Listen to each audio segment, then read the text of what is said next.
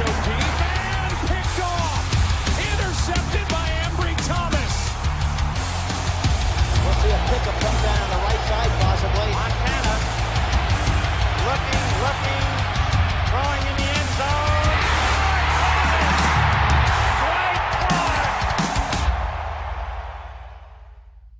Bonjour à tous, bonsoir à tous, bienvenue dans ce 53e épisode du Faceful Podcast. Un épisode où on n'aura pas de débrief à faire, donc ce qui veut aussi dire un épisode où on ne va pas débriefer de défaite, donc un épisode où Olivier va peut-être crier un peu moins fort.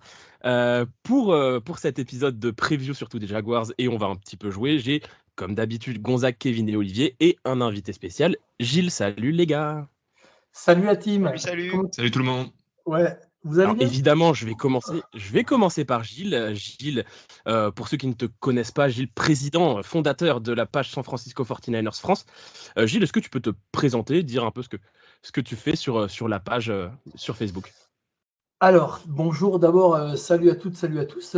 Alors, en deux mots et très rapidement, donc la page elle existe parce que en fait, je suis allé à San Francisco en 89 pour mes études, une semaine après qu'on ait gagné le Super Bowl contre les Bengals, contre qui on n'a pas vraiment été super top il y a une semaine.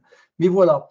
Et en fait, il y a eu une grosse gestation de ma part, il y a eu énormément de réflexion pour savoir si à un moment donné je devais développer. Et quand je me suis rendu compte qu'en fait on avait une bande de fans en France, je me suis dit ok, on y va, on se lance. Donc la page maintenant elle a bientôt 5 ans. En décembre elle aura, dans un mois elle aura 5 ans. Et en fait voilà, donc on est parti, on était une dizaine, là on est plus de 300. Et en fait sur les 300 que nous sommes, écoutez, il y a 300 fans de la franchise, 300 fans des Niners. Et voilà. Donc mon objectif aujourd'hui il est très très simple. Moi derrière quelque part j'aimerais être très transparent, piloter cette page juste pour rassembler et pour consolider un petit peu tous les fans de France. Vous en faites partie, hein. Il y a un podcast en parallèle qui est là et donc voilà. Donc je suis super content, super ravi d'être avec vous et super content surtout de savoir qu'en fait ça se passe comme ça et c'est génial. Voilà. Mais plaisir partagé, plaisir de t'accueillir également. Gilles, je vais te redonner évidemment la parole puisqu'on a déjà nous débriefé, on nous a beaucoup entendu sur le début de la saison. Toi, tu nous l'as dit, dans le stade face aux Bengals et puis plus largement sur le début de la saison. Tu as pensé quoi de notre début de saison en général?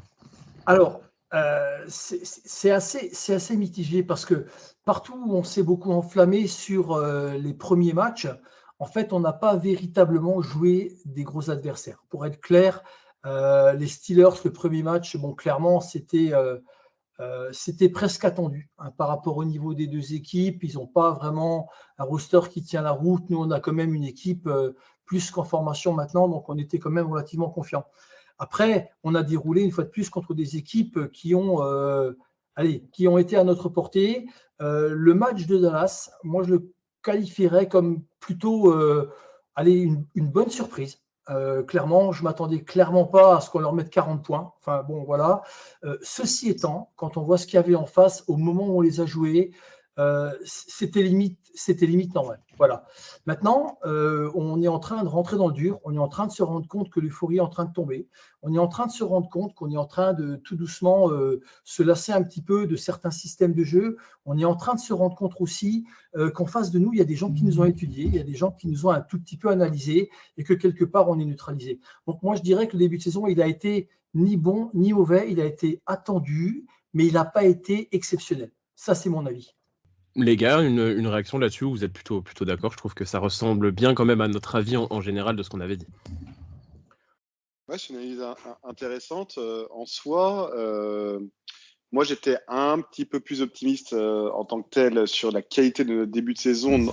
Combien même on aurait à affronter des adversaires de moindre importance. Je suis d'accord avec l'analyse de Gilles sur le côté que les Cowboys étaient un peu décevants et ça peut aussi expliquer le score au-delà du fait que nous ayons bien joué sur ce match-là. Mais oui, il y a clairement un downgrade depuis 5 matchs et il convient de se remettre la tête à l'endroit. Mais voilà, mais globalement, oui, l'analyse de Gilles est assez intéressante et je pense qu'elle est assez commune à la majorité des supporters qui nous écoutent. Olivier, Kevin? Rien de plus. Ouais. Je pense que Gilles a bien résumé la chose. Voilà, rien de plus. Après, le seul point où je ne suis pas totalement d'accord, c'est quand il dit que des équipes faciles. Ce n'est pas des équipes faciles, c'est qu'on s'était rendu les matchs faciles. Parce qu'on en a parlé, le match contre Cleveland, par exemple, la semaine suivante, Cleveland, ils ont pris je ne sais pas combien de points contre Seattle, alors que nous, on n'a pas réussi à dépasser les 17. Ça veut dire qu'en règle générale, on sait se rendre les matchs faciles. Et la NFL, c'est ça qui est génial avec ce sport, c'est que d'une semaine à l'autre, tout peut être bien question. On va parler justement de ce qu'on va devoir remettre en question puisqu'on affronte les Jaguars. Les Jaguars ce week-end, une belle équipe de Jacksonville dont je trouve on ne parle pas beaucoup quand même, une équipe qui est à 6-2, une équipe qui comme nous sort de bye week, et une équipe qui a gagné 6 matchs, qu'on a perdu 2, une équipe qui est très largement en tête de sa division et qui devrait vraisemblablement se qualifier sans trop de problèmes pour les playoffs. Gonzague, tu as beaucoup parlé sur le début de saison de la défense de Jacksonville. Est-ce que tu es inquiet du niveau de cette équipe face à nous? Inquiet, c'est-à-dire sur le fait qu'ils puissent être dominants vis-à-vis de nous? On est d'accord qu'on n'a pas été très bon sur les 3 derniers matchs, donc est-ce que c'est ce genre d'équipe qui peut nous continuer à nous mettre nous prolonger même notre mise sous l'eau? Écoute, moi je vais rester un peu dans la même logique que ce que j'ai dit la semaine dernière, à savoir que je pense que cette équipe est calibrée pour nous poser des problèmes. C'est une équipe qui est capable de bien gérer le chrono à travers Travis Etienne en attaque, qui peut vraiment fatiguer nos défenses. On a bien vu que notre défense, au bout d'un moment, avait tendance à lâcher prise lorsqu'elle restait trop longtemps sur le terrain. On a un Trevor Lawrence qui, à défaut d'être spectaculaire, agit plutôt en gestionnaire. Et je pense qu'au niveau de l'attaque, ils peuvent être un peu compliqués, notamment à la course. Travis Etienne me fait peur, je ne le cache pas. Surtout qu'il a ce côté un peu feu follet. Je trouve que c'est un Mixon 2.0. De ce point de vue-là, il a ce côté double menace également qui peut nous enquiquiner. Bref, sur le côté offensif des Jaguars, je trouve que c'est pas l'équipe la plus facile pour nous au niveau de la qualité et des défauts qui sont les siennes. Sur la partie défense, j'en ai parlé. Ils ont une défense qui est bien homogène, qui s'est bien construite ces dernières années. Et avec en point d'orgue ce Josh Allen, dont je suis à titre personnel archi fan depuis l'université. Donc vraiment un très très bon élément. Et c'est une défense qui n'a pas de réel défaut, selon moi. J'ai du mal à voir où est-ce qu'on peut appuyer pour que ça fasse mal. Elle n'est pas majeure nulle part, mais elle n'a pas de défaut réel, selon moi. Donc voilà, une belle équipe en face de nous. Il va falloir vraiment qu'on retrouve notre niveau. Kevin? Je suis assez d'accord avec Gonzague sur Travis Etienne, qui pour moi, si on met McCaffrey à part, qui est un extraterrestre sur une autre planète, pour moi c'est actuellement le meilleur running back de la ligue. Il est incroyable, il produit à chaque match. Et on a vu à quel point notre défense est fébrile sur les courses adverses. Donc ça, c'est ma principale inquiétude sur ce match-là. Ils ont aussi un beau duo de receveurs avec Ridley et Kirk, qui n'est pas la paire la plus flashy de la ligue, mais qui produit à chaque match également. Donc, dans un contexte où notre défense est souvent notre escouade faible sur ces derniers matchs, ça m'inquiète un peu. Gonzague l'a dit aussi, il y a vraiment des bons joueurs défensifs, Josh Allen, Trevon Walker, qui vont aussi potentiellement nous faire mal. Ça faisait partie des équipes qui m'inquiétaient en début de saison quand je regardais le calendrier, que je regardais la globalité. J'avais vu les Jaguars, je me suis dit attention, c'est une équipe qui peut nous embêter en milieu de saison comme ça, en sortie de bye week. Que je suis quand même inquiet, mais si on retrouve notre talent qu'on avait sur les 5 premiers matchs, je demeure confiant malgré tout. Gilles? Alors là, clairement, en fait, tu l'as dit avant, Gonzague, alors moi, l'analogie avec Mixon, elle est parfaite, quelque part, parce que Mixon, moi je l'ai senti, je veux dire, il n'y a pas de solution. Je veux dire, si on n'a pas des super pass rushers, et je pense que ça devrait être le cas à partir de la semaine prochaine, si on n'a pas des super pass rushers, le backfield n'aura pas de solution. Parce qu'on n'a pas un coach qui est capable de trouver des solutions. C'est aussi simple que ça. Les mecs sont perdus. D'une certaine manière, et à mon avis, ça va partir dans tous les... C'est des gruyères, en fait.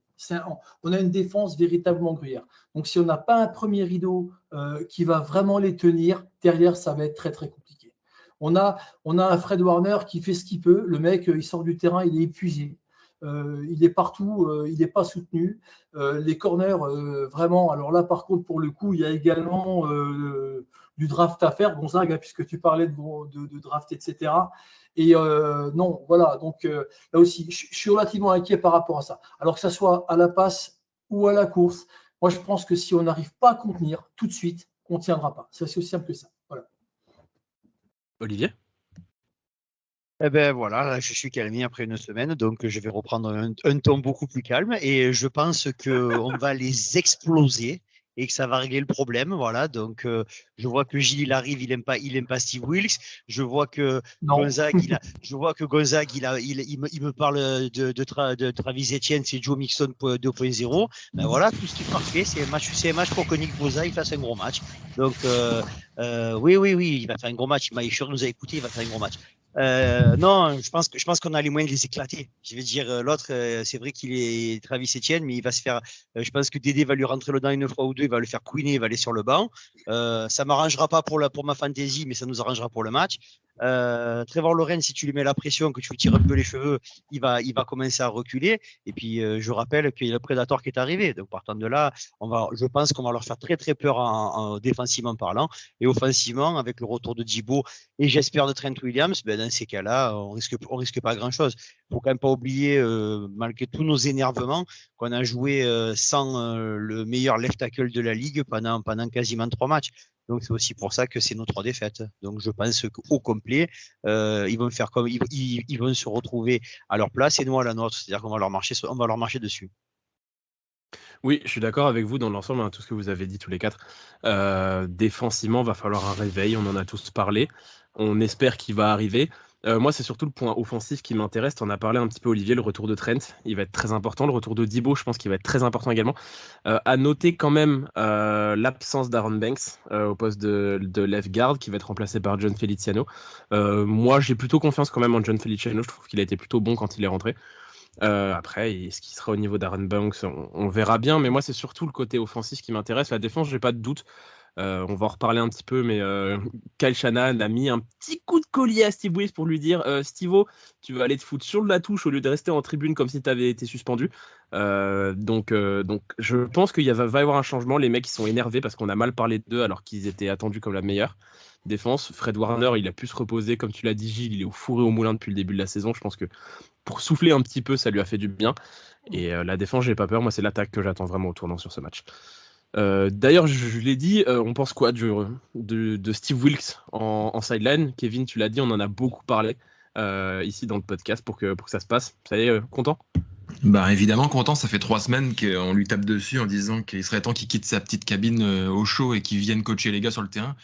Oui, on l'a dit, c'est des gars qui ça fait des années qui sont coachés par un coordinateur défensif super présent, qui est sur le bord de la touche, qui les harangue constamment, qui les accueille à la sortie du terrain, qui leur donne des consignes.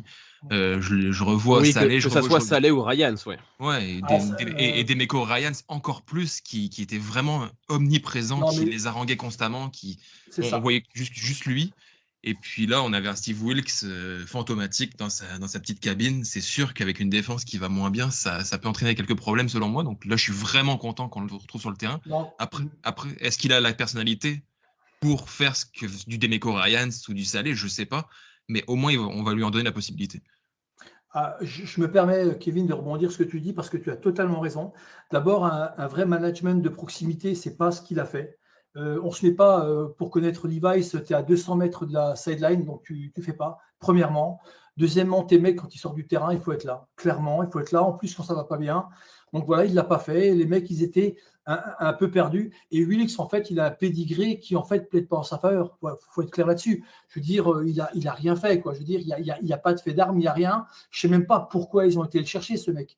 D'une certaine manière, voilà, quoi. Je veux dire, avec les défenseurs qu'on a, moi, non, mais je suis un peu dur, mais moi, j'attends autre chose, quoi. Je veux dire, quand on a le meilleur défenseur, le mieux payé de la ligue, qui fout rien depuis le début de la saison, moi, clairement, s'il y a la dynamite que le mec, je le booste, hein. Je veux dire, je suis pas à 200 mètres du terrain. Enfin, c'est un petit peu ça, quoi. Enfin, voilà. Donc là, il y a un vrai souci de management. D'ailleurs, j'ai vraiment beaucoup de mal à comprendre comment Lynch peut accepter un mec dans les tribunes. Moi, ça me pose un vrai problème, quoi. Avec Salé et avec truc, ça fonctionnait super bien. Les mecs, ils étaient en bord de touche. C'était de la dynamite, c'était des vrais pétards. Putain, les mecs, ils envoyaient comme des bourrins. Enfin, je veux dire, on avait les 4 fantastiques il y a quelques années. Enfin, voilà. Donc, quelque part, quand je dis que derrière, si devant, contre les Jags, on n'est pas tout de suite au carton, au charbon, ça ne marchera pas. C'est aussi simple que ça. Après, voilà, à prendre ou à laisser, mais moi, je le vois comme ça. C'est un ressenti. Ouais, je suis d'accord avec toi, Gilles. Après, tu dis pourquoi ils n'ont pas pris autre chose? Parce que c'est difficile d'avoir Robert Saleh et derrière Demeco Ryans et encore une fois récupérer un gars qui dans 2 ans ou dans 3 ans sera head coach à NFL. On l'a fait. L'avantage, c'est que Steve Wilkes, s'ils veulent le garder, ils vont le garder. Il n'y a personne qui veut le prendre comme head coach. Mais pour l'instant, tu sais. Il a été head coach d'ailleurs. C'est très bien comment ça se passe, malheureusement. Je veux dire, ça va super vite. L'année dernière, il a fait du bon boulot là où il était. C'était à Carolina. Je pense que si on n'a pas pris quelqu'un du Sérail, c'est qu'il n'y avait plus personne qui était apte à prendre le poste, malgré les noms dont vous m'avez parlé. Vous savez, j'ai oublié le nom. Kevin, comment il s'appelle le Elliot? Moi, il y en avait un. Moi, il y en avait un où j'étais très chaud. C'était Souriciec, mais il veut pas. Voilà, il a dit. Voilà, c'était Souriciec, voilà que je l'appelle moi. Donc voilà, donc il y avait personne, on avait personne dans l'organigramme à San Francisco. Donc s'ils ont pris Steve Wilkes, je leur fais confiance, comme je disais, comme on a dit chaque fois, depuis qu'ils sont arrivés, Shanahan et Lynch, on ne peut pas dire qu'ils soient beaucoup trompés, donc on peut quand même leur laisser le bénéfice du doute. Alors, il faudrait qu'on réécoute nos podcasts d'il y a 1 an et demi, on était extrêmement difficile avec Demeco. Grave. Alors pour rebondir, pardonnez-moi, je vais peut-être un peu monopoliser, j'en profite parce que bon, je ne suis pas là souvent. Tu sais, en fait, Olivier, c'est brick by brick. Hein. Depuis que Shanahan et Lynch sont là, c'est brick by brick, etc. Machin. On a perdu un Super Bowl avec Shani. Ok, on n'était pas très très loin, etc. Machin, sur un problème de coaching. Bon, ok, peu importe. Mais en fait, si tu veux, moi j'ai ce sentiment frustrant du brick by brick, c'est tout le temps. On avait un Salé, pour moi, c'était un tueur en défense. Sans ce mec-là, on n'allait jamais aussi loin. Demeco, c'est pareil, en fait, si tu veux, et ces mecs partent. Donc, le brick by brick, ça va bien un moment, mais à un moment donné, il va quand même falloir pérenniser, quoi, si tu veux. Parce que nous, ça fait quand même plus d'un quart de siècle qu'on attend d'aller au Super Bowl et de le gagner. On ne le gagne pas, on ne le gagne plus. Pour être clair, etc. Donc, moi, je me dis, à un moment donné, stop, il faut arrêter, quoi. Je veux dire, pourquoi les autres, avec leur coach défensif, ils y arrivent? Pourquoi pas nous, on n'y arrive pas? Enfin, voilà. Moi, j'ai un vrai souci. Je suis super exigeant là-dessus parce que je me dis, bordel, enfin, on est quand même les Niners. Enfin, on est quand même San Francisco. Je veux dire, et d'une certaine manière, on se doit, à un moment donné, d'aller au Super Bowl et de le gagner, quoi. Enfin, je sais pas, moi. Piétiner les Steelers, c'est dépasser les Pats, quoi. Enfin, mais toutes les bonnes équipes se font piller leur bon coordinateur dès que ça fonctionne. C'est le lot normal. Les Eagles ont perdu 2 coordinateurs et défensifs et offensifs. Et puis si tu te mets à la place de ces gars-là, on te propose d'avoir une promotion. Tu serais idiot de refuser de ne pas prendre la promotion. Alors clairement, je le comprends. Vraiment, je le comprends. Mais je pense qu'il y a peut-être un problème, à mon avis, de plan de carrière. D'une certaine manière, regardez les Eagles. Enfin, je veux dire, ils se font piller, mais ils sont là. Donc, c'est quelque part, ils ont trouvé la solution. Je veux dire, c'est la meilleure équipe de la Ligue, faut pas se cacher. Les mecs, moi, clairement, on va aller… ils sont en première de division et premier de la conférence. Voilà, quoi. Donc, là, j'ai un peu du mal. Clairement, voilà. Mais bon, après, une fois de plus, ça n'engage que moi. Moi, je pense que quelque part, il y a un vrai management de court terme. Il n'y a pas du moyen et du long terme. Ça, c'est un avis que j'ai sur la partie défense et pas attaque. Ouais, bah alors pourquoi ça se passe comme ça? Tout simplement parce qu'on ne peut pas nous prendre le coordinateur offensif vu que c'est le head coach. Déjà, le problème il se règle de lui-même. Ensuite, comme l'a dit Kevin, du moment que tu es bon en coordinateur défensif, on va te recruter pour prendre une équipe. Ça, voilà. Et quand tu dis les Eagles, c'est la meilleure équipe, ouais, mais à l'heure actuelle. Et la saison, c'est à la fin du bal qu'on paye les musiciens. Olivier, il voudra jamais dire que les Eagles c'est la meilleure équipe, jamais de la vie. Non, mais franchement, je les détestais pas parce que vous savez qu'il y a qu'une équipe que je déteste et un joueur en particulier.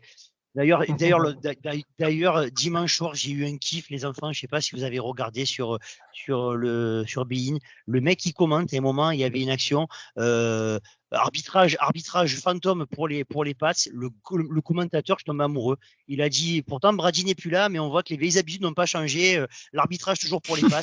Et le mec, il a dit ça en direct à la télé. Olivier, tu n'as pas changé, et je t'adore pour ça. Voilà, et je suis Totalement amoureux d'accord avec toi. Voilà, Ouais, donc. mais tu as raison. Tu as raison. Mais Ouais. bon, après, les Eagles, j'ai rien contre eux, mais je pense que c'est la meilleure équipe pour l'instant. On verra quand ça Jusqu'à ce qu'on les batte dans quelques semaines. Olivier, Yep. c'est factuel, c'est les chiffres. Hein. Attention, moi je suis pas en train, moi je suis son erreur, rouge et or. Je veux dire, je vais pas changer jamais. Mais factuellement, voilà, premier de division, premier de conférence, il marche sur la NFL, quoi. Faut être clair là-dessus. Je veux dire, et j'espère que d'ici ce qu'on les rencontre dans 6 matchs, ça ira mieux pour nous parce que ça risque d'être un peu compliqué. Enfin bon. Gonzague. Il y a beaucoup de choses qui viennent d'être dites là en très peu de temps. Sur la question, en effet, de nos coordinateurs défensifs et de les retenir, si je peux me permettre, moi, j'ai trouvé qu'au contraire, on a plutôt été bon dans l'exercice, puisque on a, sauf erreur de ma part, réussi à garder Saleh 2 à 3 ans, alors qu'il faisait des entretiens dès la première année. Pareil pour Demeco Ryans. Donc moi, je trouve qu'on a quand même trouvé des arguments pour les retenir au moins une année de plus. Donc je suis pas spécialement d'accord avec ça. En effet, la suite c'est la suite des choses. Hein. C'est une suite logique que de vouloir devenir head coach. Surtout quand tu vois les contrats qui ont été proposés. Demeco Ryans, on lui offre première expérience de head coach, on lui offre un contrat de 6 ans avec toute la possibilité de reconstruire derrière. C'est une opportunité de carrière que tu ne peux pas laisser passer de toute façon. Ça se comprend complètement. À cela, je vais quand même aussi relativiser sur la question de Steve Wilks. C'est quand même quelqu'un qui, en tant que head coach, s'est planté, mais il a un CV en béton armé en tant que coordinateur défensif. Surtout dans un système qui est le sien, qu'il met en place, qui reste très proche de celui de nos prédécesseurs, plutôt marqué sur une 4-3 avec des possibilités de schéma hybride, mais marqué plutôt 4-3. Donc, moi, personnellement, je maintiens, et je partage complètement l'avis d'Eliott, moi j'étais complètement favorable à Klisko Kurek, qui était pour moi la suite logique, parce que surtout que je suis très favorable aux promotions internes en ce qui me concerne. Mais quitte à faire un choix extérieur, j'ai beau refaire le match dans tous les sens, j'ai beaucoup de mal à trouver un coordinateur défensif exogène à notre franchise qui puisse correspondre mieux que Steve Wilks sur le papier. Donc, pour l'instant, la chose ne comprend pas parce que... Moi, j'aurais rêvé d'un nom. Moi, j'aurais rêvé d'un nom qui a bougé cet été, c'était Giro Evero. Ouais, pourquoi pas. Pourquoi pas. Mais... Vance Joseph aurait pu aussi correspondre en termes de schéma, tu vois, des gars comme ça. Mais ce que je veux dire par là, c'est que Steve Wilks coche quand même pas mal de cas. Son seul défaut, en effet, et c'est peut-être une question contextuelle, c'est qu'il arrive à un moment où, en effet, il y a un peu de changement. Nick Bosa renégocie son contrat avec ce que ça a engrangé derrière. Et c'est peut-être moins un meneur d'hommes. C'est quelqu'un qui, au niveau tactique, mise en place tactique, est une référence NFL. Mais peut-être qu'il est moins meneur d'hommes. Et c'est peut-être ce que, à l'instant T, on aurait davantage attendu à un moment où, justement, notre leader, Nick Bosa, était en pleine renégociation et faisait preuve de dilettantisme. C'est peut-être ça qui manque aujourd'hui. Mais les qualités intrinsèques de Steve Wilks, pour moi, ne peuvent pas être mises en cause. Ouais, mais enfin, Gonzague, ok. Mais enfin, quand tu vois le match contre, une fois de plus, les Bengals, parce que voilà, et clairement, je veux dire, un tacticien, il ne peut pas permettre des trous comme il a laissé faire. Je veux dire, attends, ça rentrait comme tu voulais quelque part. Donc, il y a quand même un petit souci. Il faut être clair là-dessus. Voilà, je n'ai pas l'explication technique et tactique par rapport à sa façon de coacher, mais je me dis, attendez, on s'est quand même fait plier souvent. Je veux dire, on n'a pas trouvé de solution, on n'a jamais trouvé de solution tactique sur les avancées des Bengals, il faut être clair. Donc, où est le technicien, quoi? Où est le tacticien? Enfin, voilà, je veux dire, moi, c'est ce qui me pose un problème. Je veux dire, tu sais, c'est comme dans n'importe quel sport. À un moment donné, ok, tu te fais plier, tu recules, ok, très bien. Mais à un moment donné, tu analyses, tu prends du recul et tu mets en place. Là, il n'y a pas eu, jusqu'au bout, il n'y a pas eu de mise en place quelque part. Donc voilà, moi, c'est ce qui me pose un problème. Donc le côté un peu, tacticien, je ne suis pas tout à fait d'accord avec ça. Voilà. Ouais, en tout cas, c'était un très beau débat sur Steve Wilks. On va passer du coup au Factor X du match contre Jacksonville. Kevin, c'est quoi ton Factor X de ce match? Mon Factor X, c'est le pass rush comme d'habitude. C'est le gros point faible des 3 derniers matchs. Donc on a un joueur formidable qui nous a rejoint entre-temps. J'espère qu'il va booster cette ligne défensive et qu'il va nous offrir enfin du rush sur le quarterback, parce que si on laisse le quarterback des Jaguars jouer, on va se faire plier encore une fois. Parce que, comme l'a dit Gilles, la secondary, elle peut pas suivre. Si on laisse du temps au quarterback adverse, peu importe quel quarterback, un quarterback NFL, il va nous découper, peu importe qui. C'est ça que j'espère, et si ça arrive, c'est ça qui va décider pour moi du sort de ce match-là. Kevin, on est Olivier. quasiment à 3 secondes, pardon. pardon, excusez-moi, on est quasiment à 3 secondes sur la pression du QB sur le match des Bengals. Ça, pour info, donc voilà, c'est énorme. Enfin, voilà, Ah ouais, 3 secondes en NFL, c'est ce qu'il ne faut pas attendre. On le sait. Voilà. Olivier. Kevin, il a parlé de ce dont je voulais parler, donc je vais prendre mon deuxième facteur X. Ça va être la capacité à George Kittle de faire la différence de façon plus que convenable. Là, il faut qu'il fasse encore un match entre 100 et 150 yards pour simplifier les choses en attaque. Ça voudra dire qu'on ne donnera pas que le ballon à Christian McCaffrey et que le jeu sera un peu plus équilibré. Voilà, moi je pense que ça peut venir de là. Mon premier facteur X, vous savez, c'était le pass rush, et c'est là où je vais être ce dimanche. En plus, dimanche c'est mon anniversaire. Donc s'il gagne pas, je vous souhaite. Olivier, je t'envoie une Mirabelle de Lorraine dimanche, pas de souci avec ça. Donc, voilà. Donc, mais voilà, c'est le premier point, c'est le pass rush, et le second sur lequel je vais vraiment insister, je pense que c'est la capacité que Kittle a de faire un gros match, encore une fois. Gilles. Alors, en fait, Olivier, tu m'enlèves un tout petit peu les mots de la bouche. Alors, Kittle est moins flamboyant que l'année dernière. La seule chose que je lui demanderais, c'est d'enlever un peu le savon qu'il a sur les gants, parce qu'une réception sur 2, il les rate alors qu'il doit les prendre, clairement. Là aussi, il faut vraiment voir les choses comme elles sont. Mais mon vrai facteur X, à mon avis, c'est le retour de Deebo. Parce qu'en fait, avec Deebo, on a plus de solutions. Là, on avait McCaffrey, clairement, et on avait Kittle. McCaffrey, Kittle, Ayuk, des fois, sur des fly, etc., machin. Mais mon facteur X à moi, c'est le retour de Deebo. Et je pense qu'on va pouvoir beaucoup plus mixer les solutions offensives. Gonzague. Moi, mon facteur X, j'en avais déjà parlé avant le match face aux Bengals, dans la mesure où on affrontait avec Logan Wilson et Jamin Pratt un duo de linebackers absolument féroce. Là, pour le coup, on va partir sur le même niveau de linebacker en face, avec l'un des meilleurs linebackers de la ligue dont on ne parle absolument jamais, qui est, j'avais jamais prononcé son prénom, Foyesade Oluokun, qui est un formidable. Foyesade Oluokun, merci Elliot. Devin Lloyd derrière. Il n'a jamais vu jouer, mais il l'adore. Voilà, qui est très très bon contre la passe. Et en remplaçant, si elle moins de soucis, Chad Mouma derrière.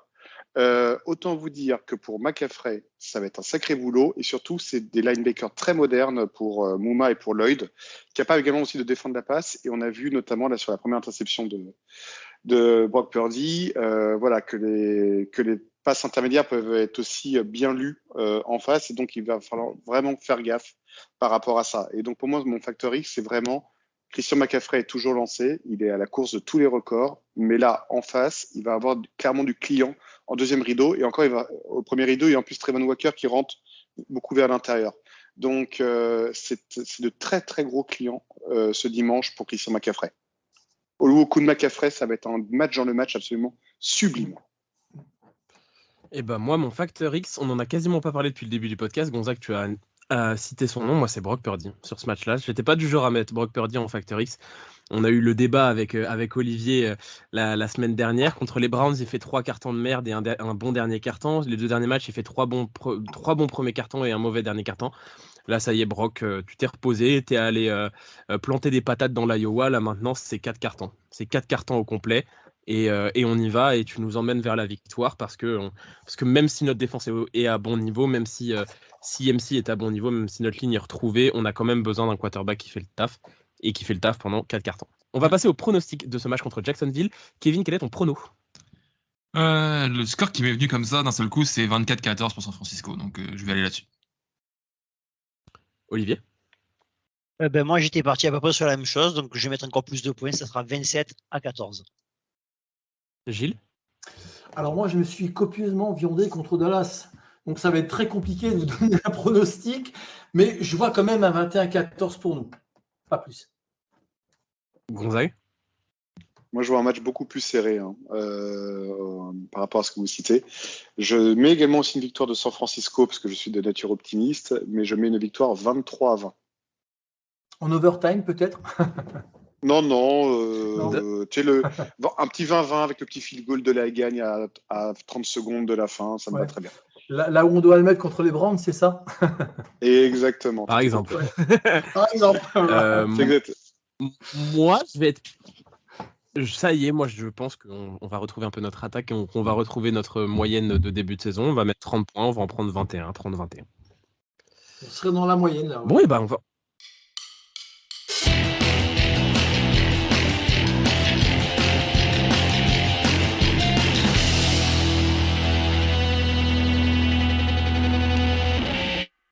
On peut passer à la suite, notamment les questions. Les gars, c'est qui prend les questions? Je crois que c'est Kevin. Ok, tu me prends de court, j'arrive. Alors, si vous voulez, je peux en lancer une parce que je suis dans le groupe aussi, hein, si vous voulez. Est-ce que l'arrivée de Young peut rebooster Bossa du fait qu'il ait été ensemble en université? Et aussi, est-ce que c'est la meilleure ligne défensive de la Ligue? Voilà. Moi, je veux bien répondre à cette question. Vas-y, Juste une chose, on a lancé le jingle ou pas? Les questions. Okay. On a lancé le fait, on passe aux questions. T'inquiète, je le place. T'inquiète. Oui, moi je pense que ça peut le booster parce que c'était un duo absolument létal à l'université. Moi qui suis pas mal comme Gonzague, je sais pas si Gilles tu suis un peu la NCA. Si, c'est énorme. Et c'était un duo de fous furieux à Ohio State. C'est quand même deux mecs qui ont été deuxième de la draft back-to-back. Et je pense que oui, ça peut relancer Bossa. Parce qu'il va avoir un mec qu'il apprécie autour de lui, un mec avec qui il a déjà joué, un mec avec qui ils se connaissent, mais parce que aussi, tout simplement, Chase Young est meilleur que n'importe lequel de nos edge qu'on avait de l'autre côté. Donc avoir un mec aussi fort d'un côté va libérer forcément de la place pour l'autre. Donc oui, je pense que cette arrivée ne peut que booster Nick Bossa. Ouais. Alors, rapidement, l'anecdote NFL dira que 5 minutes après l'annonce donc, de la venue de Chase chez nous, ils se sont téléphonés tous les deux. Hein. Donc, il y a clairement une grosse émulation. Hein. Voilà, ça c'est l'anecdote un petit peu off du truc. Mais les mecs, ils s'apprécient, ils s'adorent et tout. Puis, moi, je pense que c'est deux Bossa ou deux Young de chaque côté, ça va une grosse tenaille, quoi. Ça va être terrible. Et puis, autre anecdote, Nick Bossa a tenu à rester à San Francisco pendant les vacances pour accueillir Young, pour lui donner des petites choses en plus, s'entraîner ensemble. Donc, il y a vraiment quelque chose qui se passe entre eux. Ouais, non, mais il y a une grosse alchimie. Vraiment, moi, je suis impatient de les voir contre les Jags. À mon avis, ça va rentrer terrible, quoi. Mais bon, voilà. On verra dimanche. Et il semblerait qu'il y ait Pepper qui avait oublié que Chase Young faisait partie de l'équipe. Pepper avait oublié. Il a raconté sur Twitter quand il est arrivé à l'entraînement, il a vu Chase Young arriver, il a fait genre « What ?» T'as vu l'image où il ça peut surprendre. Ça, c'est les méandres de la NFL, ça. Voilà. Il avait oublié qu'il avait signé, que Chase Young avait signé à San Francisco. Ça peut surprendre quand tu vois la taille du bonhomme. J'ai vu une photo de lui à côté de Nick Bossa qui est déjà un monstre physique. Young, c'est quelque chose. Alors les gars, je m'autorise à vous dire, moi je l'ai vu là de très près. Clairement, le mec, mes deux cuisses font pas la sienne. Hein, donc c'est abusé. Le mec, c'est un Golgoth, quoi. Ah ouais, non, vraiment, le mec, c'est un tueur. On le sent, hein, vraiment, tu le vois, waouh. Genre, tu t'en fais un copain, quoi. C'est pas un ennemi, quoi. Ouais. Non, mais je pense vraiment là. Mais je pense que ça va être un déclic. Alors, Bossa, je sais pas exactement ce qui lui arrive vraiment. J'ai du mal à comprendre. Parce que là, on l'a pas vu, il est inexistant. Mais moi, je pense que quelque part là aussi, c'est un coup de maître de Lynch, hein, c'est sûr. Mais faire ça, moi, je pense que les mecs, ils vont s'éclater, quoi. Il y a une émulation interne qui va être terrible, je crois. Attention, les running derrière, vous allez avoir mal le QB aussi. Hein. Je pense que ça va pas être bon hein, pour vous. Pour la petite anecdote, ils ne sont pas seulement copains ou anciens partenaires de franchise. Il faut aussi comprendre, pour ceux qui ne le savent pas et qui n'ont pas suivi Ohio State à l'époque, l'un a été le mentor de l'autre. Notamment tout ce qui est exercice relatif au passage de bras de edge sous le bras de tackle, qui est un exercice qui est très connu de ceux qui pratiquent le foot américain, notamment à ce poste. toute la partie technique relative à ça que tient Young, il le doit à Bossa, notamment. Donc, au-delà des coachs qu'il avait à Ohio State. Donc, ce côté mentoring est très, très important parce que, justement, ça peut permettre aussi à Nick Bossa d'avoir aussi un peu d'ego. Ça reste des sportifs de très haut niveau et de se dire que l'élève ne peut pas non plus dépasser le maître comme ça. Donc, ça peut ne que galvaniser Bossa par rapport à ça, je pense. Kevin, Prochaine- tu peux lancer les questions. On est parti avec Twitter. On va faire le tour un peu. On va faire une sorte de bilan de mi-saison avec ces questions-là. On va faire Gilles, Gonzague, Olivier et Elliot. Et puis je vais vous poser une question. Donc la première, c'est qui a été le MVP offensif de ce début de saison? Bon, chez nous, clairement, Christian. Enfin, voilà, quoi. Je veux dire, il n'y a pas de débat, quoi. Ayuk est pas loin derrière, c'est sûr, mais bon, c'est CMC, quoi. Il n'y a pas de débat, vraiment. Gonzague. CMC, évidemment. On est sur une course au record, donc Exactement. évidemment, donc CMC. Olivier. CMC. Elliot. Oui, CMC, très largement. Large. On reprend la boucle avec le MVP défensif. Bon, moi, je dirais Warner. Clairement, moi, il m'a impressionné. Il m'impressionne tout le temps. La ligne devant, je suis pas, il n'y a pas un mec qui sort du lot. Peut-être Armstead qui, de temps à autre, va aller titiller le QB. Mais pour moi, c'est derrière, quoi. C'est Warner qui tient la boutique, en fait. Gonzague. Ambry Thomas. Il fallait Non, pas non, et voilà, ça y est, il fallait être désagréable avec moi. Et Je suis complètement d'accord avec Gilles. Même réponse que Gilles. Fred Warner, en ce qui me concerne, c'est le capitaine de la défense et je trouve que c'est celui qui a clairement élevé son niveau de jeu au point que sa position de meilleur linebacker de la ligue, pour moi, n'est pas discutable. clairement. Même avec ses 2 matchs sans, sa position n'est pas discutable. Donc, Fred Warner sera le moindre début d'hésitation. Olivier. Fred Warner.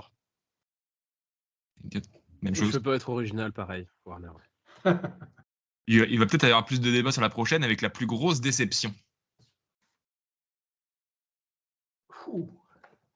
Alors pour moi, clairement, vraiment, c'est beau ça. Il n'y a rien à dire. Moi, je pense que, moi, je l'attendais mieux que ça. Le meilleur défenseur de la Ligue l'année dernière, je le voyais, il est inexistant. Il est transparent, on ne le voit pas.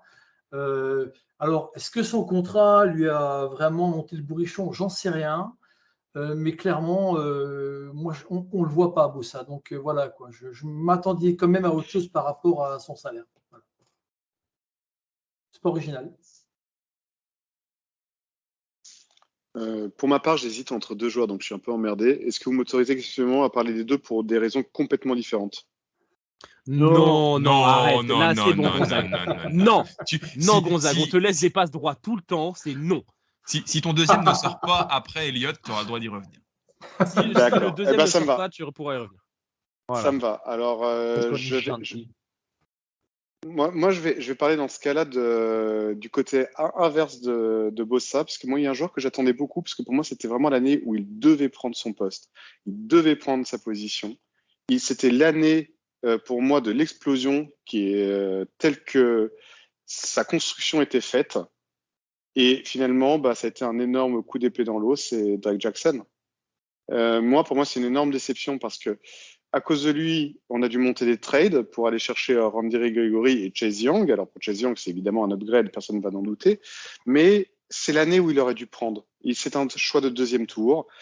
C'était le premier choix des Niners cette année-là à la draft. C'est sa 3e année. C'est maintenant qu'il aurait dû prendre le poste et ne plus le lâcher. Et au lieu de ça, il a coulé.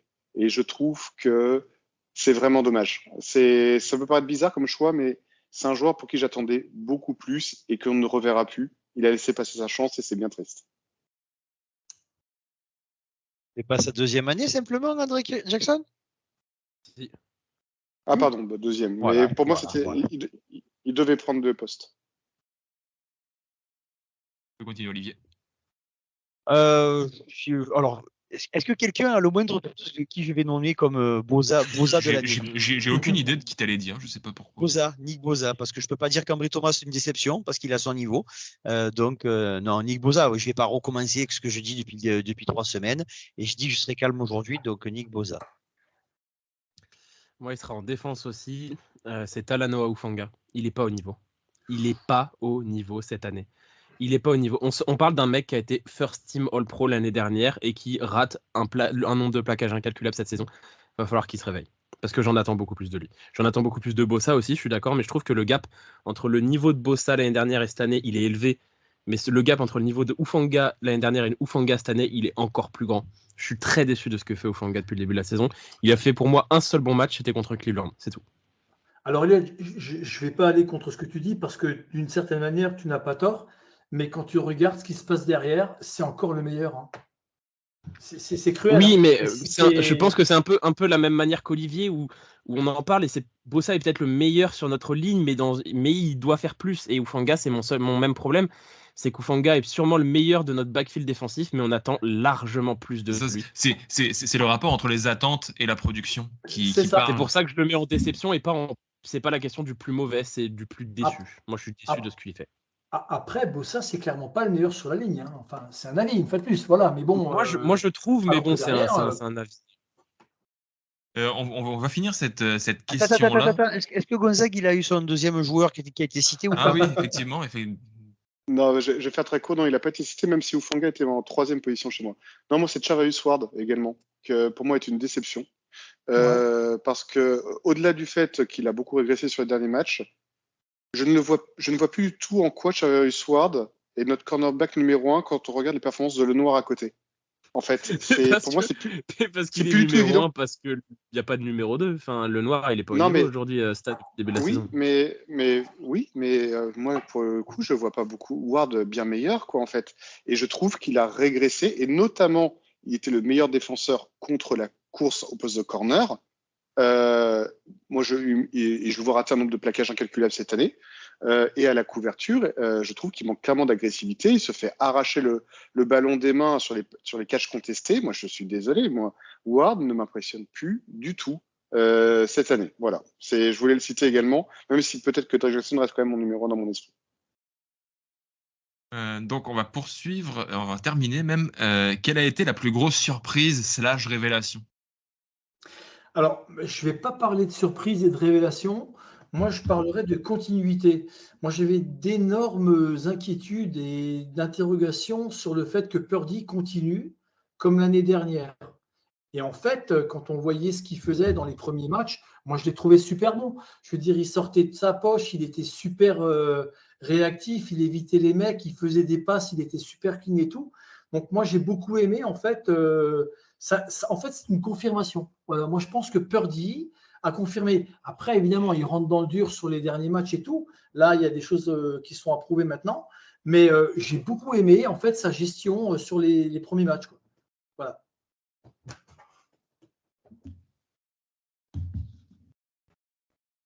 Alors pour ma part, moi, ça va être un joueur dont on a beaucoup parlé durant l'intersaison. Je l'enlève peut-être de la bouche d'Eliott, mais j'aimerais mettre en avant quand même Colton McKivitz, quand même sur lequel on a beaucoup parlé durant l'intersaison, et qui fait le taf. On ne le voit pas, ce qui est souvent plutôt bon signe quand on est à tackle droit. Il fait peu de fautes. Il est meilleur sur la course que sur la passe. On ne va pas non plus lui demander d'être le meilleur tackle de la ligue dès demain, mais il fait le taf, il le fait bien. Et si demain McKivitz devait se blesser, je serais capable de dire dans le podcast que c'est une blessure majeure au sein de notre effectif. Donc, il a gagné sa place et j'ai envie de lui faire confiance pour la suite. Bravo à lui. Moi, je vais prendre un joueur que j'aime beaucoup et qui continue sa progression, c'est Dédé Greenlaw, que je trouve l'année dernière, je l'ai beaucoup critiqué parce qu'il avait apparemment il avait les 2 neurones qui se touchaient et il faisait n'importe quoi.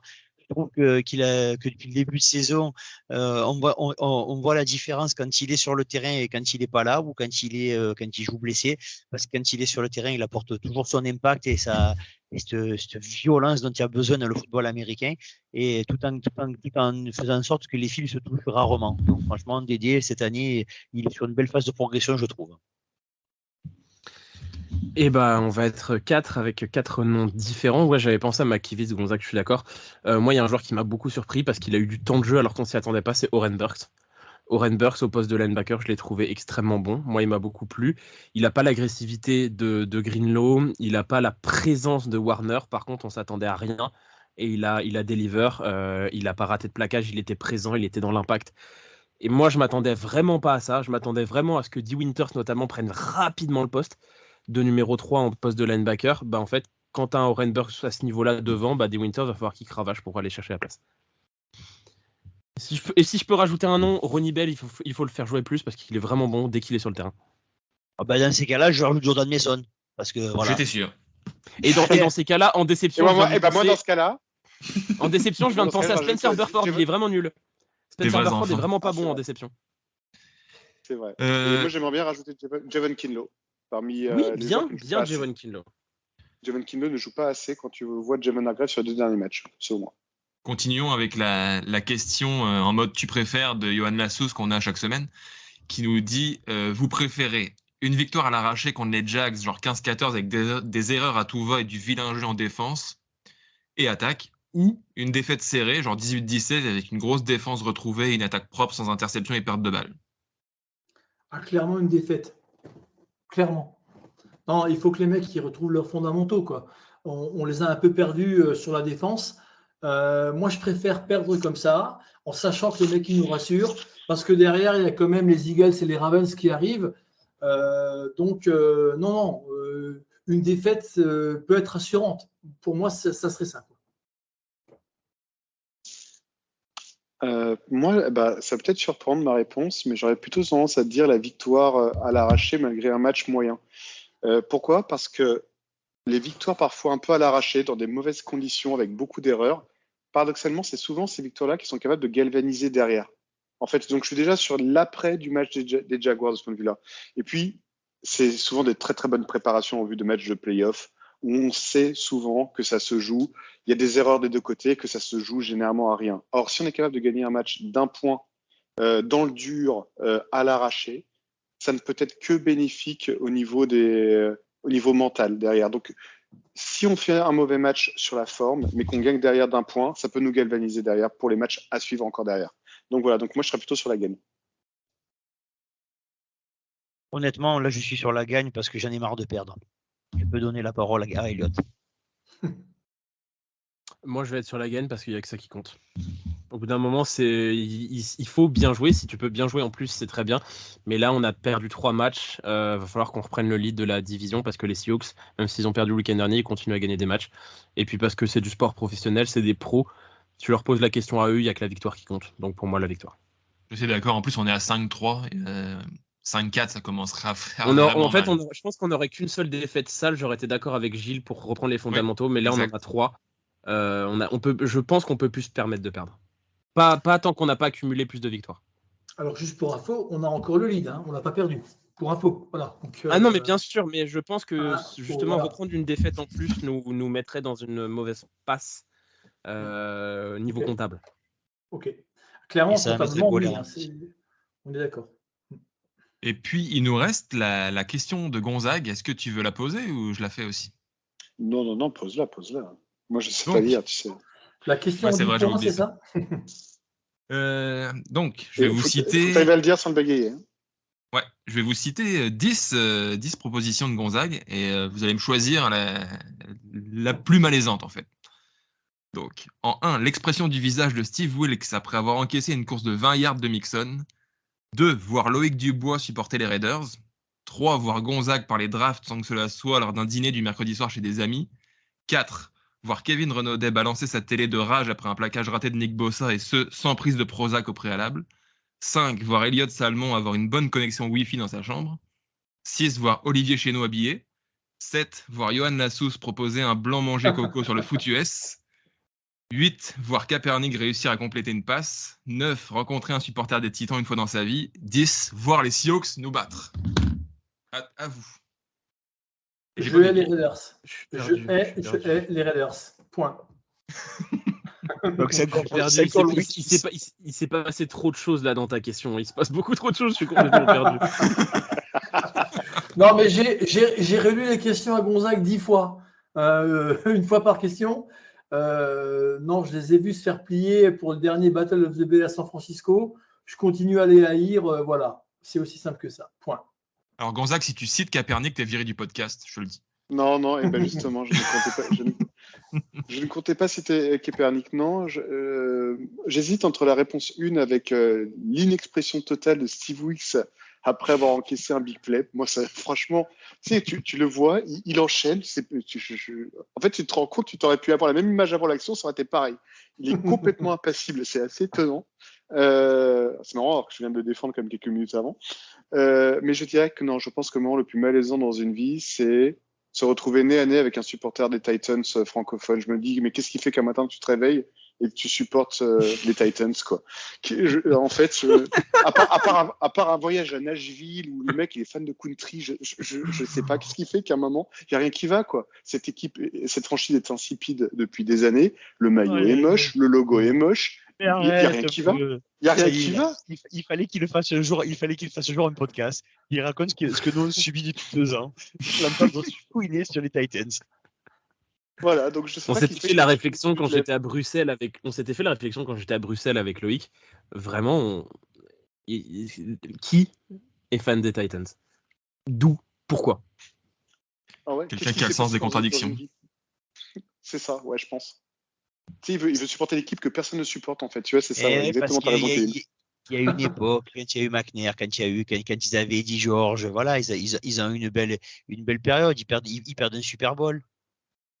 Voilà, c'était. Mais même à l'époque, cette franchise n'était pas pour moi celle qui faisait le plus rêver. Mais bon, c'est une question de point de vue. Mais toi, c'est pas toi. Voilà, toi, c'est toi. Voilà. Ça dure trop longtemps. Olivier, à son âge, a déjà oublié les 10 propositions. Non, je pense que le truc le plus malaisant qui peut arriver, je pense, c'est qu'Eliott ait une bonne connexion un jour dans sa chambre. C'est pas que c'est malaisant, c'est que c'est improbable. Voilà. Ça n'arrivera pas. Moi, le truc le plus malaisant, je pense que je vais être d'accord avec Gilles, c'est voir Loïc être supporter des Raiders. Parce que moi, Loïc, je l'ai vu en vrai, je le connais personnellement. Et je l'ai déjà vu se ramener à une soirée avec haut et bas de jogging des Raiders. Il a fait ça? Il a fait ça. Bon, et après, il s'étonne qu'il ne chope pas. Attention, Black. Ça n'a pas aidé Eliott. Hein. Moi, je vais choisir. Moi, je vais choisir voir les Seahawks nous battre parce que s'il y a une souffrance majeure dans ma vie de fan de foot US, c'est de voir les Seahawks nous battre. Donc je vais rester là-dessus. Bah moi, je préfère voir les Seahawks nous battre que les Seahawks voir les Seahawks gagner le Super Bowl. Oui, c'est vrai. Oui, on est d'accord. Moi, j'aurais préféré qu'ils gagnent contre les autres, franchement. Ah non. Oui, mais toi,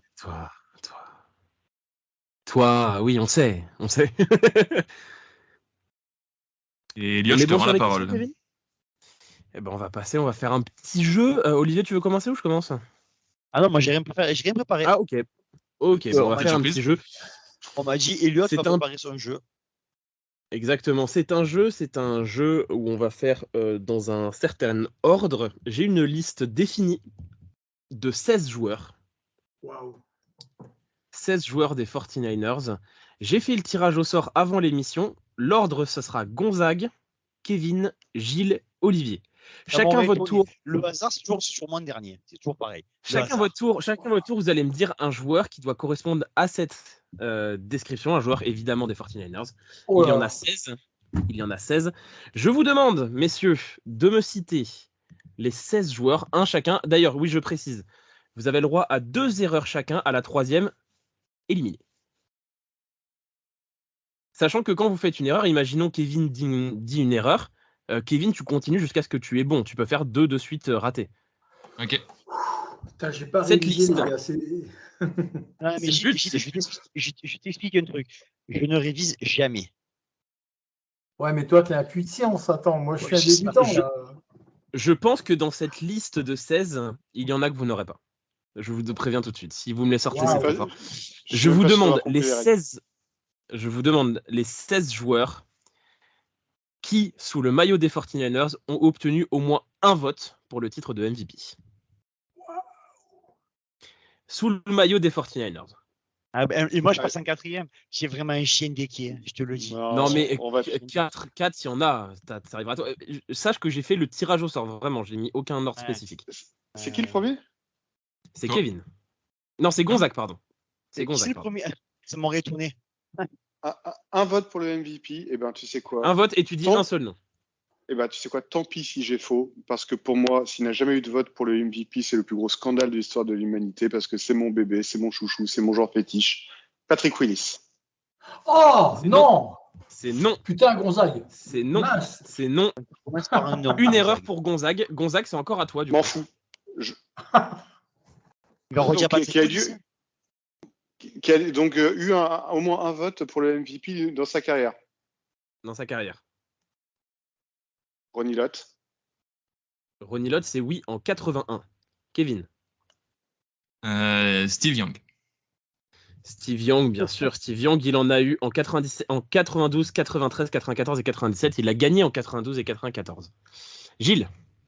Alors, je vais faire le loser comme Gonzague. Moi, je dirais Navarro Bowman. C'est non. C'est non. Ouais. Navarro Bowman n'a jamais eu de vote. Ouais, exactement. Il aurait dû. Mais bon. Allez, après, Deion Sanders. Deion Sanders, oui, lors de sa saison en 94, a obtenu des C'est votes ça. pour le MVP, absolument. La seule. Olivier. Ouais. Joe Montana. Quelle surprise. Oui, Joe Montana, Non. tu ne prenais pas beaucoup de risques. Il a obtenu Non. des votes en 81, 83, 86, 87, 89 et 90. Il a gagné en 89 et 90. Juste ça. Gonzague. Jerry Rice. Ah non. Oui, Jerry Rice, 86, bizarre. 87, 90, Ouais, 93, j'avais pas envie de prendre de 94 et risques. 95. T'as déjà pris un risque avec Patrick Willis, c'est vrai. Kevin, c'est là que ça devient un peu plus compliqué. Ouais, c'est là que. Ok.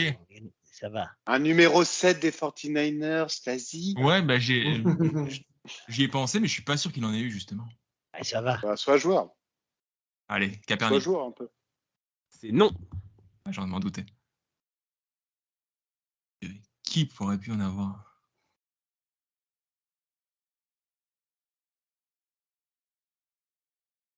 Mhm. Aucune idée. Frank Gore? C'est non. Le tank. T'as Ou la deux erreurs, Kevin. hein. Ou la Kevin, la dernière chance. Non, impossible. Là, je sais pas. Jeff Garcia? C'est non, Kevin éliminé.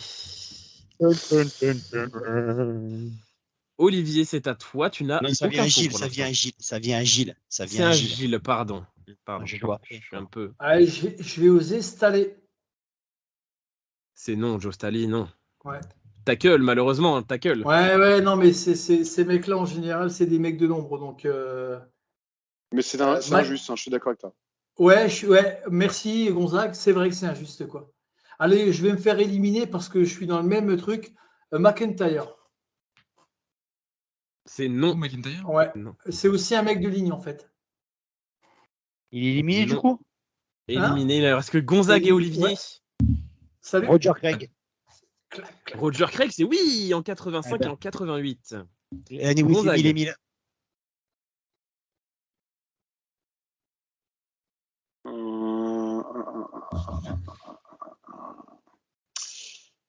Terrell Owens. C'est non. En plus, elle a brûlé la langue de le dire. Rien que de le dire, il a mal à Ah la ouais, langue. ça m'arrachait la gueule. Mais...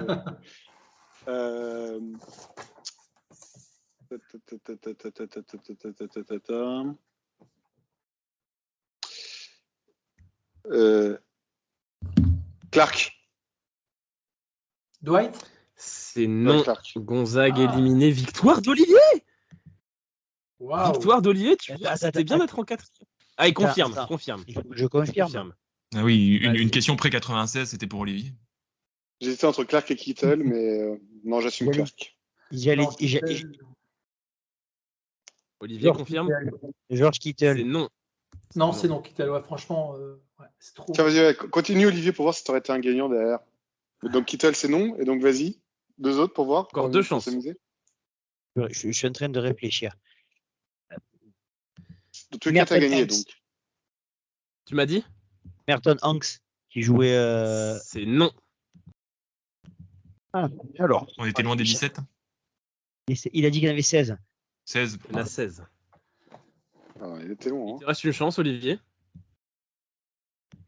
A.Y. Little. Tu m'as dit A.Y. Little. C'est Ouais. oui. Waouh. Ah bah voilà, bravo Olivier. Félicitations. C'est oui. Super, Olivier. Le reste de la liste, bon, il y en a des très anciens, donc je m'attendais pas à ce que vous les trouviez. Hugh McElhenney, Oula. Joe Perry qui a été MVP en Ah oui. 54, Exact. Billy Wilson, J.D. Smith, Ken Willard, Dave Parks, John Brody, Oui. Dana Stubblefield Non. en 97 et Nick Bosa, la saison dernière, a obtenu des votes Ah pour ouais. le titre de MVP. Nick Bosa est le premier joueur des Niners à obtenir des votes pour le titre de MVP depuis 97. Pourtant, on a eu des Donc, belles vous équipes. étiez quand même. Ouais. Et on a eu des belles équipes, c'est vrai, entre-temps. Et bah, écoutez, les gars, c'est tout pour ce jeu. J'en ai un autre pour la semaine prochaine, si vous voulez, qui ressemble un petit peu à ça, mais la liste est beaucoup plus longue et du coup, les chances de perdre beaucoup moins importantes. Ouais, on peut le faire maintenant si tu veux. On peut le faire maintenant, si vous voulez.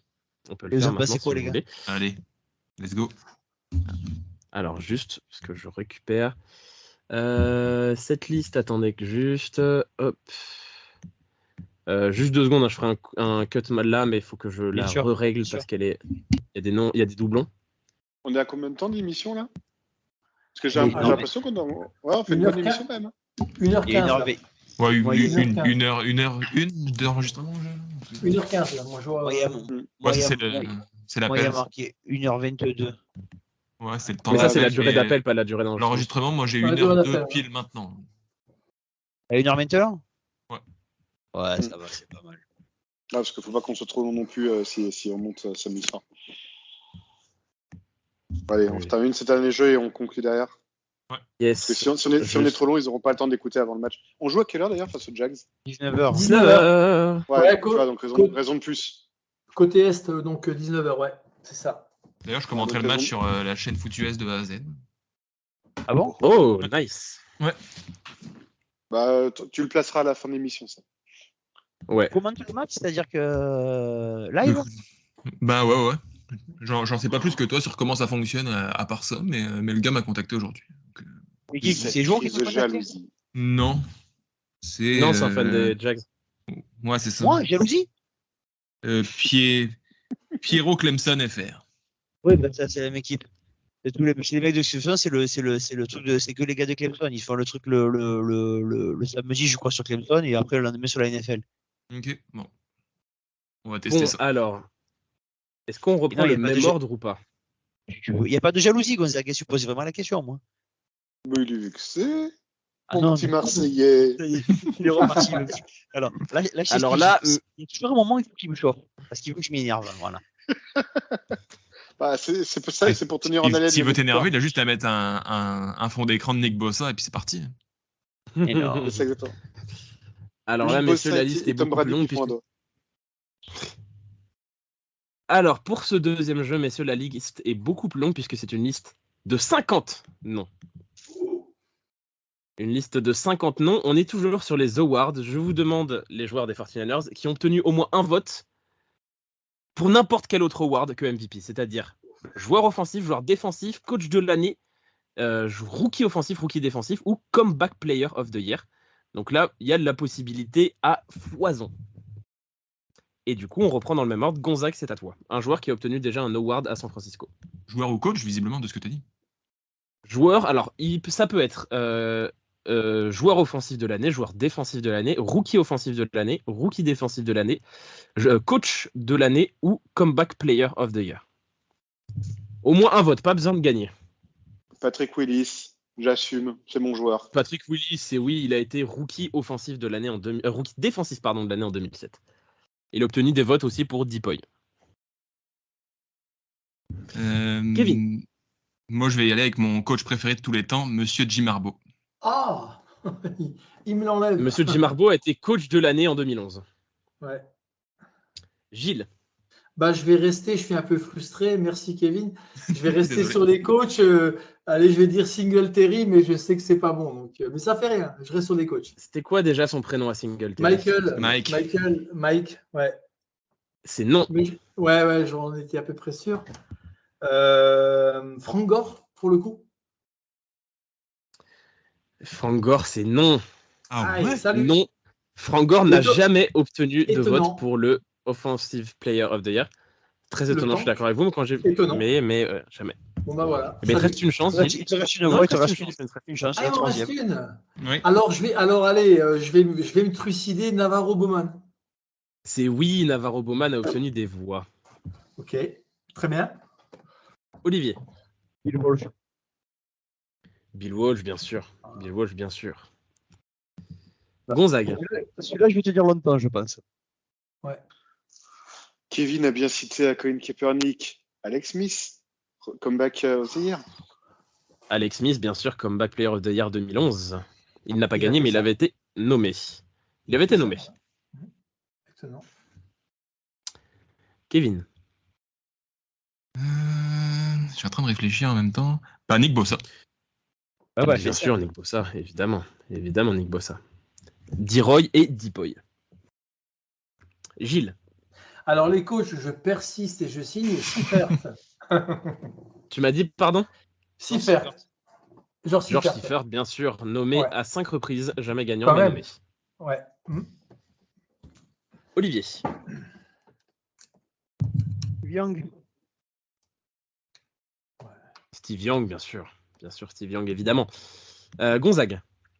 Ronnie Lott. Oui, Ronnie Lott. Là, on est dans les évidences. Là, on est dans les plats du pied sécurité. Là. Kevin. Exactement. Je continue avec les coachs. Kyle Shanahan. Kyle Ah oui. Shanahan, bien sûr, a été nommé à 2 reprises. Gilles.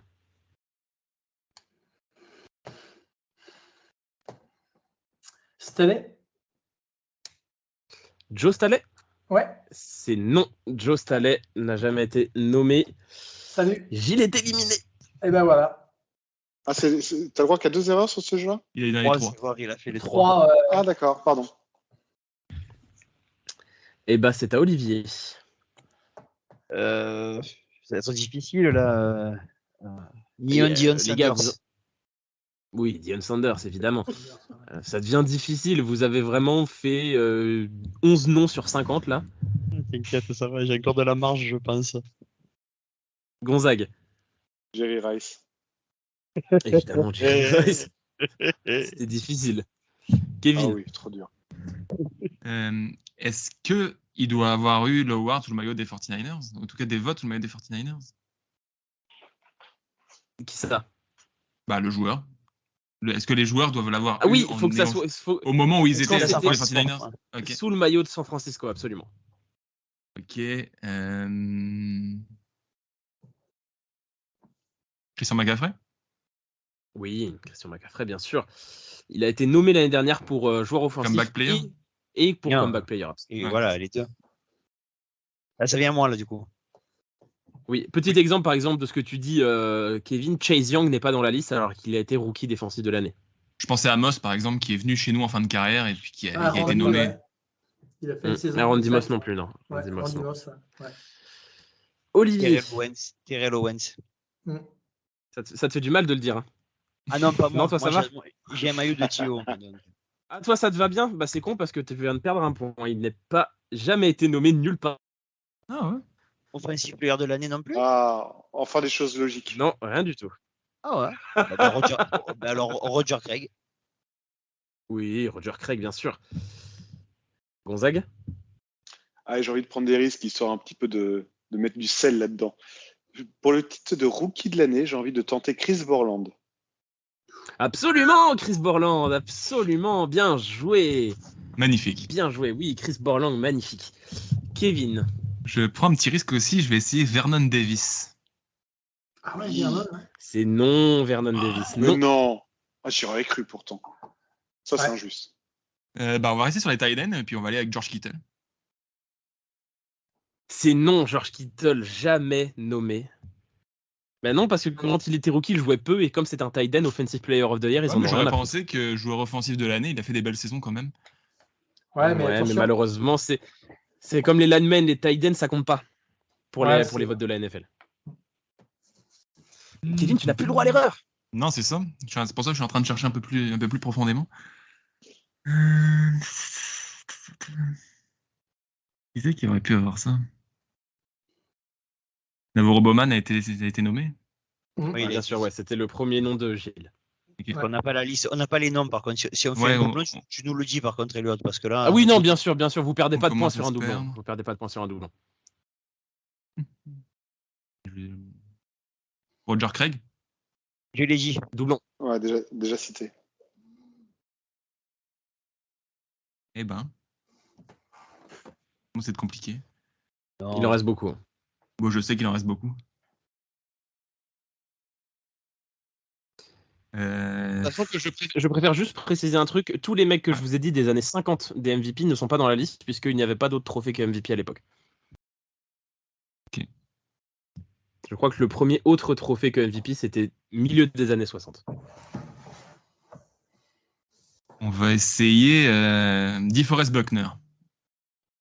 C'est non, élimination de Kevin.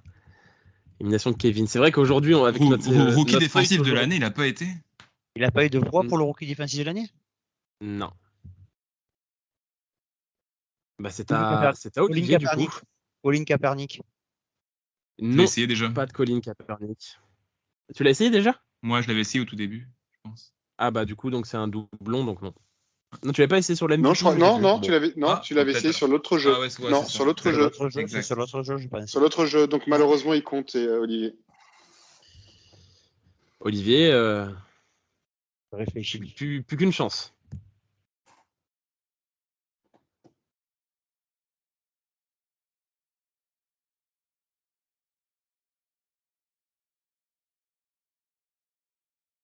Bryant. Brian Chang? Oui. C'est oui. Défensif tackle à Bien 90 sacs. Oui. Brian Chang, c'est oui. Gonzague. J'ai envie d'être joueur. Je viens de J'ai envie penser. d'essayer T'as eu zéro faux. J'ai envie de prendre un rouquin pour rendre hommage à Loïc. Justin Smith. C'est oui, Justin Smith. C'est oui. Il a reçu des votes pour le joueur défensif de l'année en 2011. Aldon Smith. C'est lui que j'avais. Oui, Aldon Smith. Bien sûr. Oui, Aldon Smith. Gonzague. Ouh là, on a un match de tennis, ça fait plaisir. Dwayne Clark. Dwight Clark, peut-être, plutôt. Dwight Clark, ouais. Ouais, pardon, Dwight Clark. Il Oui. était tight end. C'est non. Il était receveur, mais c'est non. Ok. Donc c'est ma première erreur.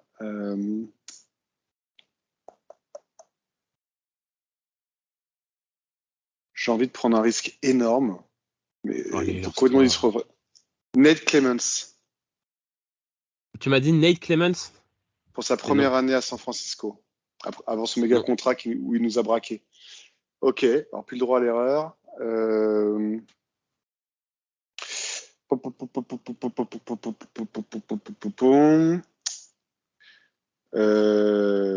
Putain, pas simple. Hein.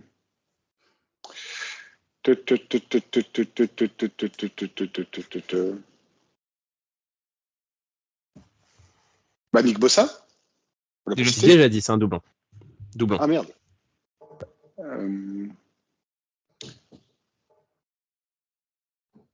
Joe Brady. Tu m'as dit John Brody? Ouais, le quarterback numéro 12 là, qu'on avait. Celui qui a retiré John le Brody. 12. John Brody, c'est oui. Deebo Samuel. C'est non, victoire de Gonzague. Est-ce que Gonzague peut confirmer, même si comme c'est lui qui a commencé, il a une bonne réponse de gagné. plus? L'année où il a gagné, ouais. Il prend pas, quand il fait 1000, il prend pas de aucune voix? Aucun. Je te dis bien aucun vote. Ah bon? Bah putain. Ouais. Est-ce que vous voulez... Ouais. Ouais, et bah victoire de Gonzague. Bravo Gonzague. Bravo Gonzague. Merci. Je vais vous faire juste la liste des noms que vous avez oubliés rapidement, parce qu'il y a des noms absolument incroyables là-dedans. Ampli, je sais pas qui c'est. Un spécialiste du son. Brock Purdy, Brock Purdy. Putain. Ah ouais. l'année dernière. Bah oui, Ouais, rookie de l'année, il était top 3 rookie de l'année. Bruce Ouais. Taylor, Cass Banaszek, Cédric Hardman, Charles Haley, Je suis con, c'est ça que j'aurais dû dire. Cleveland Elam, Dana Stubblefield une nouvelle fois. Dana Stubblefield qu'on a tendance à oublier, c'était un defensive tackle des 90s qui a été D-Roy et qui a été Depoy en 97. Dave Wilcox, Dick Nolan, Earl Edwards, Frankie Albert, Fred Dean, Garrison Hurst, Gene Washington, Harris Barton, Jack Christensen, Jimmy Garoppolo. Ricky Waters, hein. Ah, Garoppolo. Attends, oui. Pas de Ricky Waters, Kaepernick, oui, il y était. Kaepernick, mais du Il y a Garoppolo. Ricky Waters, Voilà. je suis débile, je suis. Putain, mais c'est Eh, horrible. les gars, Un nom que vous avez oublié, juste Joe Montana. Personne ne l'a cité dans ce jeu-là, Quoi? par exemple. Ah ouais, non, mais attends, Moi, j'ai là, pas- alors là, on est trop bon, là. Les évidences, Les derniers, John David Crow, Ken Norton Jr., Lee Woodall, oui. Merton Il y était Merton Hanks. Je suis un abruti. Oui. Je suis un abruti. Red Hickey, Olivier, et moi, je suis quoi dans le coup, là? Ricky Pas mieux, hein. Waters, Ah, Ricky Waters. Ah, putain. Ouais, Richard Sherman. Sherman. Ah ouais, oh là La là. blague. Non, là, Ah je ouais, crois clairement. Attention, Anquan attention, Boldin? accrochez-vous à vos slips parce que celui-là, il est très bien. Steve Mariucci, Steve pas. Mais Mariucci. non, bah, blague à part. qui était le blague à coach part, de la fin des 90s, début des années 2000. Oui. Et ben, Tommy c'est quoi, Hart, j'étais, je finis juste Gonzague. Ouais. Tommy Hart, Vic Washington et mon préféré de la liste, Reuben Foster. Ah ouais, Reuben Foster, qui était un super killer linebacker en plus, à Alabama. Et un super Ah là killer là. en dehors Ah, du super terrain killer aussi. tout court, effectivement. Ouais, c'était un killer tout court. Bah d'ailleurs, pour le coup, Aldon Smith aussi, hein. Mais bon, Juste. ça c'est une autre affaire. Ah là là, Et j'ai pour pas dit le- ma ligne, pardon. Et pour le jeu des coachs de l'année, à un moment, j'avais pensé à Mariucci. Hein. Mais Donc, Mariucci a été c'est nommé. loin d'être con. Mariucci a été nommé 3 fois. Dis-toi bien. Ouais, mais je suis Mais pas c'est- étonné. Ce qui me suit, c'est que il n'y a pas Thio dans la liste et Oui, et Thibaut, je suis très surpris. dedans, quoi. Dibo, ça me surprend moins dans le sens où sa grosse saison, je crois qu'il y avait quelqu'un d'autre qui a fait une énorme saison. Thio, c'est très surprenant parce qu'il en a fait beaucoup. Vernon Davis, Ouais. George Kittle, c'est des noms qui devraient. Alors, qui- Ah ouais, clairement. Non, moi Vernon c'est Davis, ouais. Frank Gore qui me. Frank coupe. Gore, Frank Gore ouais, aussi. Frank Gore, c'est attends, incroyable. Terrell il Owens, est- moi je suis pas si surpris que ça en fait, parce que pour moi c'est des joueurs qui sont toujours placés, jamais gagnants. C'est un peu comme Chad Johnson. Oui, mais là, Ocho oui, mais Cinco. là Tu vois, Gonzague, il n'était même pas placé. Ouais, c'est même pas placé là. Ouais. Il a même Ouais, pas été ouais. Avoir voté. des votes, Il c'est a- même pas gagné, c'est Bon, avoir des il a- votes. En même temps, Concluons l'épisode parce que le commentage va être un Oui, enfer, ça va mon être pauvre Elliot. Bon, bah merci à toutes et à tous de nous avoir Bon, bah, écoutés pour ce 53e épisode du Facebook Podcast. Merci Gilles d'avoir été parmi Bah, nous c'est pour cet tout un épisode. plaisir. Merci à vous. Merci à vous. Et on se retrouve la semaine prochaine pour débriefer le match contre les Jaguars. Et je sais plus contre qui on joue après. On joue contre qui Eagles, après, ça les arrive pas gars? longtemps après, mais c'est pas tout. Alors après, il y a les Bucks, les Seahawks, les Eagles, Ok. les Seahawks, les Cards, les Ravens, les les Rams. Redskins. J'arrive pas à dire les Commanders, moi. Hein. Ça sera Ah, les Redskins. merci. Oh là là, on dirait Ah. Gonzague et Olivier. Ah non, mais j'arriverai jamais. Moi, c'est les Redskins, quoi. Et on termine Mais par bien les sûr. Rams, mais il n'y a pas de date, en fait. Voilà. Merci. Conclue juste. On se retrouve donc la semaine prochaine pour débriefer, on espère, une victoire contre les Jaguars et puis pour parler une preview de notre prochain match contre les Buccaneers. En tout cas, merci les gars de m'avoir accompagné et puis merci de nous avoir écoutés. Et puis, comme d'habitude, Go Niners! Go Niners. Salut. Ciao, ciao, ciao. Salut. Come on.